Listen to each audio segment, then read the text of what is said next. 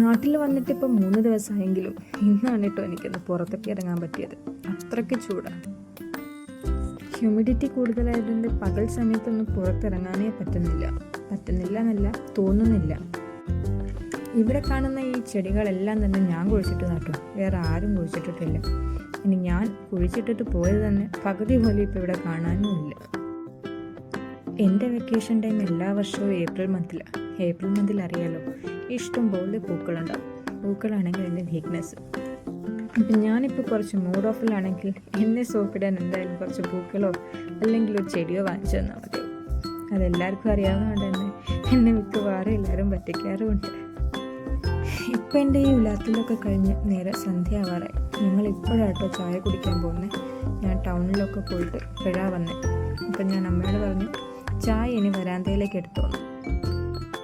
നാട്ടിൽ വന്നാൽ ഇതേ ഇത്രയും വലിയ ഗ്ലാസ്സിൽ അമ്മ എനിക്ക് ചായ തരും. അമ്മേനോട് ഞാൻ എപ്പോഴും പറയാറുണ്ട്, എങ്ങാനും ഞാൻ സ്ലിപ്പായൊന്ന് ഗ്ലാസ്സിൽ വീണ ശ്വാസം മുട്ടി ചാവും. ഞാൻ ചാവാനും മാത്രമുള്ള ചായ ഉണ്ടാകുന്നുണ്ട്. അങ്ങനെ വിസ്തരിച്ചൊരു ചായ കൂടി കഴിഞ്ഞു. ഇനി ഞാൻ പോയി കുളിച്ച് വിളക്ക് വയ്ക്കാൻ പോട്ടെ കേട്ടോ. ബൈ.